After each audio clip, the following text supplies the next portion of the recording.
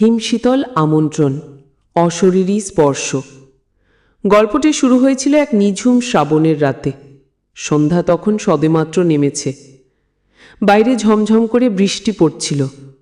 মুষলধারে নয়, বরং এক অবিরত একঘেয়ে বর্ষণ, যা প্রকৃতির রোদন আর বিষণ্ণতার এক অদ্ভুত সুর বাজাচ্ছিল। আমার নাম অনির্বাণ। শহুরের কোলাহল থেকে দূরে ঠাকুরদার পৈতৃক ভিটেতে এসেছি মাসখানিকের জন্য। গ্রামের নাম শ্রীপুর। ছোট একটা গ্রাম, চারপাশে ধানক্ষেত আর শালবনের সবুজ ঘেরাটুক। মানুষের মন এখানে শহুরের মতো জটিল নয়, সরল আর শান্ত। কিন্তু সেই রাতের বৃষ্টি যেন এক অদৃশ্য বিভীষিকার আগমন বার্তা নিয়ে এসেছিল। ঘুমিয়ে পড়েছিলাম কখন জানি না। হঠাৎ ঘুম ভাঙল একটা চাপা গোঙানির শব্দে।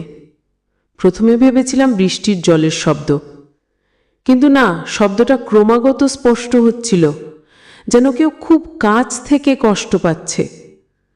বুকের ভেতরটা ছ্যাঁত করে উঠল।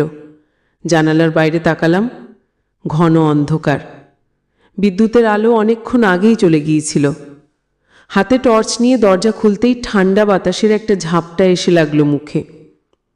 বারান্দায় কেউ নেই, অথচ গোঙানির শব্দটা আরও স্পষ্ট হয়েছে। মনে হলো শব্দটা ঠাকুর ঘরের দিক থেকে আসছে। ঠাকুর ঘরটা বাড়ির এক কোণে। অনেক বছর কেউ ওমুখ হয়নি। ঠাকুরমার মৃত্যুর পর থেকে তালাবন্ধই পড়ে আছে। ভয়ে বুক দুরুদুরু করছে, তবু এক অজানা টানে সেদিকে এগিয়ে গেলাম। টর্চের আলোয় দেখলাম ঠাকুর ঘরের দরজার কাঠের উপর একটা হাত। হ্যাঁ, একটা হাতি বটে, বিবর্ণ, প্রায় কঙ্কালসার। আঙুলগুলো অস্বাভাবিকভাবে লম্বা আর বাঁকা, যেন মাটির ভেতর থেকে উঠে এসেছে। হৃৎপিণ্ডটা যেন গলার কাছে উঠে এলো, দম বন্ধ হয়ে আসছে। এক লাফে পেছিয়ে এলাম। হাতটা তখনও দরজার উপর স্থির। গোঙানির শব্দটা এবার একটা হিস হিসে ফেঁস ফেঁসে পাল্টে গেল। মনে হলো যেন কেউ আমার নাম ধরে ডাকছে, অনির্বাণ, অনির্বাণ। সেই ডাক যেন হাজার বছরের পুরনো কোনো অতৃপ্ত আত্মার আর্তনাদ। শরীরের প্রতিটা লোম কাঁটা দিয়ে উঠল। দৌড়াতে যাব, তখনই দরজা সেই হাতটা নড়ে উঠল। ধীরে ধীরে, খুব ধীরে হাতটা দরজার পাল্লায় চেপে বসলো, আর অদ্ভুতভাবে তালাবন্ধ দরজাটা সামান্য ফাঁক হয়ে গেল। ভেতরে জমাট অন্ধকার, আর সে অন্ধকার থেকে ভেসে আসছে পচা ফুলের আর ভেজা মাটির এক তীব্র গন্ধ। আমার হাত থেকে টর্চটা পড়ে গেল। শরীর অবশ হয়ে এলো। মনে হলো যেন কেউ আমার সমস্ত শক্তি শুষে নিচ্ছে। পেছনে ঘোরার সাহস ছিল না। চোখ বন্ধ করে দাঁড়িয়ে রইলাম। কানে বাজছিল সেই হিস হিসে ফেঁস ফেঁস, এসো অনির্বাণ, এসো। পরদিন সকালে যখন ঘুম ভাঙল, তখন সূর্য উঠে গেছে। সারা শরীর ঘামে ভেজা। বুকের ভেতরটা তখনও ধুকপুক পড়ছে। উঠে গিয়ে ঠাকুর ঘরের দিকে তাকালাম। দরজাটা আগের মতোই তালাবন্ধ, বন্ধ। কোথাও সেই হাতের চিহ্ন নেই। মনে হলো যেন একটা দুঃস্বপ্ন দেখেছি। কিন্তু মেঝেতে পড়ে থাকা আমার টর্চটা প্রমাণ দিচ্ছিল সেটা স্বপ্ন ছিল না। গ্রামের কয়েকজন প্রবীণের কাছে ব্যাপারটা বললাম। তারা কেউ সরাসরি কিছু না বললেও তাদের চোখে এক ধরনের ভয় আর উদ্বেগ স্পষ্ট দেখতে পেলাম। সবাই কেমন যেন মুখ চাওয়াচাওয়ি করতে লাগলো। শেষমেশ গ্রামের সবচেয়ে বৃদ্ধ মানুষ গণেশ কাকা, যিনি ঠাকুরদারও বন্ধু ছিলেন, তিনি আমার কাছে এলেন। তার মুখটা ফ্যাকাশে, চোখ দুটো লাল। তিনি বললেন, অনির্বাণ, এ বাড়িতে আগে এমন কিছু ঘটেনি, কিন্তু কয়েক মাস হলো রাতে নাকি অদ্ভুত আওয়াজ হয়। অনেকে দেখেছে, শুনেছে। একটা ছায়া নাকি ঘুরে বেড়ায়। বাড়ির পেছনের পুকুর পাড় থেকে কেমন যেন কান্নার আওয়াজ আসে। গ্রামের মানুষ বড় ভয় পাচ্ছে। তার কথায় আমার আতঙ্ক আরও বাড়ল। গণেশ কাকা আরও বললেন, এসব শুনে অনেকে গ্রামের বাইরে চলে গেছে। এ বাড়িতে নাকি কিছু একটা আশ্রয় নিয়েছে। ঠাকুরমার মৃত্যুর পর থেকেই ঠাকুর ঘরটা নাকি আর আগের মতো নেই। ভেতরে নাকি এখন অশুভ আত্মা থাকে। তার কথাগুলো শুনে আমার মনে প্রশ্ন জাগলো, তাহলে কি ঠাকুর ঘরটা সত্যিই কোনো অশুভ আত্মার আস্তানা? আর সেই হাতটা সেটা কি সত্যিই কোনো আত্মার হাত ছিল? রাত বাড়ার সাথে সাথে আমার মন আরও অস্থির হয়ে উঠল। জানালা দিয়ে বাইরে তাকালাম। গ্রামের ওপর এক অদ্ভুত নিস্তব্ধতা নেমে এসেছে। দূরে শিয়ালের ডাক শোনা যাচ্ছে। বাতাসটা কেমন যেন ভারী লাগছে। মনে হচ্ছে যেন কেউ আমাকে দেখছে। একটা অদৃশ্য চোখ যেন আমার প্রতিটি নড়াচড়া অনুসরণ করছে। আমি কিছুতেই শান্ত হতে পারছিলাম না। এই বাড়িতে আর এক মুহূর্ত থাকা আমার পক্ষে সম্ভব নয়। কিন্তু পালানোর পথ কোথায়? এই গ্রামে যে আতঙ্ক আমাকে ঘিরে ধরেছে তা তো শুধু ঠাকুর ঘরের নয়, তা যেন গ্রামের প্রতিটা কোণায় ছড়িয়ে আছে। আমি যেন একটা অদৃশ্য ফাঁদে আটকা পড়েছি। রাত যত বাড়ছিল ততই সেই অশুভ শক্তি যেন আমার উপর তার প্রভাব বিস্তার করছিল। আমার সমস্ত শরীর যেন অবশ হয়ে আসছিল, আর সেই অশরীরী স্পর্শের ভয় আমাকে কুড়ে কুড়ে খাচ্ছিল। সেই রাতটা যেন শেষই হতে চাইছিল না। সেই ঘটনার পর থেকে আমার দিনগুলো এক বিভীষিকাময় রুটিনে পরিণত হলো। রাতে ঘুমোতে গেলেই চোখে ভেসে উঠত সেই কঙ্কালসার হাতের ছবি, কানে বাজত সেই হিসহিসে ফেস ফেস। দিনের বেলাতেও একা থাকতে ভয় পেতাম। গ্রামের মানুষগুলোও যেন আমাকে এড়িয়ে চলতে শুরু করেছিল। তাদের চোখে আমি যেন এক বিপদ, এক অজানা আপদ। গণেশ কাকা যদিও আমার প্রতি সহানুভূতিশীল ছিলেন, কিন্তু তিনিও যেন কেমন কুঁকড়ে গিয়েছিলেন। তিনি শুধু বলতেন, অনির্বাণ, এর থেকে মুক্তি পেতে হলে কিছু একটা করতে হবে।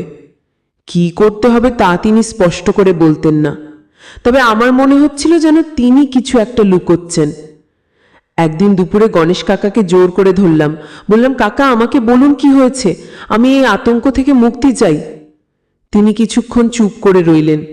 তারপর একটা দীর্ঘশ্বাস ফেলে বললেন, ঠিক আছে, যখন এত পীড়াপিড়ি করছিস তাহলে শোন, এটা ঠাকুরমার মৃত্যুর পরের ঘটনা। ঠাকুরমা তো অসুস্থ ছিলেন, অনেক দিন ধরেই শয্যাশায়ী ছিলেন। তার সেবা করত গ্রামের এক মেয়ে, নাম মালতী। মালতী খুব ভালো মেয়ে ছিল। ঠাকুরমা তাকে নিজের মেয়ের মতোই ভালোবাসতেন। কিন্তু গ্রামের কিছু লোক মালতীর চরিত্র নিয়ে গুজব রটাতে শুরু করলো। বলল, মালতী নাকি খারাপ মেয়ে, সে নাকি ঠাকুরমাকে ওষুধ দেয় না, তার সম্পদ লুটে নিতে চায়। এই নিয়ে গ্রামে খুব অশান্তি শুরু হলো। একদিন মালতীকে গ্রাম থেকে তাড়িয়ে দেওয়া হলো। মালতী খুব কান্নাকাটি করেছিল, ঠাকুরমার কাছে ক্ষমা চেয়েছিল, কিন্তু গ্রামের মানুষ কিছুতেই শুনল না। মালতী গ্রাম থেকে চলে যাওয়ার কয়েকদিন পরেই ঠাকুরমা মারা গেলেন। গণেশ কাকা থামলেন। তার চোখ ছলছল করছে। আমি বললাম, এর সঙ্গে ওই অশরীরী আত্মার কি সম্পর্ক কাকা?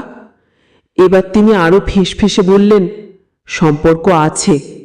মালতী গ্রাম থেকে চলে যাওয়ার সময় বলেছিল, আমি আবার ফিরে আসব, যারা আমার সঙ্গে অন্যায় করেছে তাদের এর ফল ভোগ করতে হবে।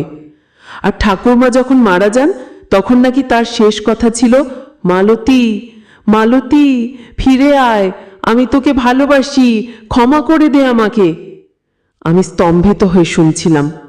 গণেশ কাকা বললেন, ঠাকুরমা মনে হয় মালতীর ওপর অন্যায়ের জন্য নিজেকেই দায়ী করেছিলেন, আর সেই অন্যায় হয়তো তার আত্মাকে শান্তি দেয়নি। মালতীকে তাড়িয়ে দেওয়ার পর থেকেই গ্রামের ওপরেই অভিশাপ নেমে এসেছে। অনেকে বিশ্বাস করে মালতীর অতৃপ্ত আত্মা বা ঠাকুরমার অনুতপ্ত আত্মা এই ঠাকুর ঘরেই ঘোরাফেরা করে। হয়তো মালতীকে ফিরিয়ে আনার জন্যই সে অস্থির হয়ে আছে, আর সেই আত্মা, সে হয়তো মালতীকে দেখতে কাউকে খুঁজছে। তার কথাগুলো শুনে আমার গা শিউরে উঠল। তাহলে কি আমি সেই মালতীর মতো দেখতে, নাকি সেই আত্মা আমাকে মালতী ভেবে ডেকেছিল? কিন্তু মালতীকে তো আর খুঁজে পাওয়া যাবে না, সে কোথায় আছে কেউ জানে না। তাহলে কি ভয়াবহতা আমার পিছু ছাড়বে না? রাতে আর ঘুমোতে পারলাম না। সারা রাত ধরে গণেশ কাকার কথাগুলো মাথায় ঘুরপাক খাচ্ছিল। মালতীকে খুঁজে বের করতে হবে, অথবা এই ঠাকুর ঘরের রহস্য উন্মোচন করতে হবে, নয়তো এই গ্রাম আর আমি কেউ এই আতঙ্ক থেকে মুক্তি পাব না। শেষমেশ একটা সিদ্ধান্ত নিলাম, এই বাড়ির পেছনের পুকুর পাড়ের দিকে যাব। শুনেছি ঠাকুরমা নাকি প্রায়ই সেই পুকুর পাড়ে বসতেন, আর তার মৃত্যুর পরও নাকি সেখানে একটা অস্থিরতা অনুভব করা যায়। টর্চ নিয়ে পুকুর পাড়ের দিকে রওনা দিলাম। পা টিপে টিপে যাচ্ছি যাতে কেউ টের না পায়। ঘন জঙ্গল আর উঁচু ঘাসের ভেতর দিয়ে পথ করে এগোচ্ছি। পুকুরের কাছাকাছি পৌঁছতেই একটা হিমশীতল বাতাস আমার শরীর ভেদ করে গেল। পুকুরের জল নিস্তব্ধ, কালো আর ভয়ঙ্কর। চাঁদের আলোয় জলের ওপর যেন একটা সাদা ছায়া ভেসে বেড়াচ্ছে। হঠাৎ দেখলাম পুকুরের মাঝখানে একটা অবয়ব। হ্যাঁ, একটা অবয়বই বটে, অনেকটা মানুষের মতো, কিন্তু স্পষ্ট নয়, আবছা, ধোঁয়াটে। অবয়বটা ধীরে ধীরে আমার দিকে এগিয়ে আসতে লাগলো। তার থেকে একটা চাপা গোঙানির শব্দ ভেসে আসছে, সেই শব্দ যেটা আমি প্রথম রাতে শুনেছিলাম। ভয় আর আতঙ্কে আমার গলা শুকিয়ে কাঠ হয়ে গেল। পালাতে যাব, তখনই অবয়বটা পুকুর থেকে উঠে এলো। আমি দেখলাম তার মুখটা আমার ঠাকুরমার মতো, তার চোখ দুটো লাল, আর তার মুখে একটা অসহায় আর্তনাদ, মালতী, আমার মালতী, ফিরে আয়।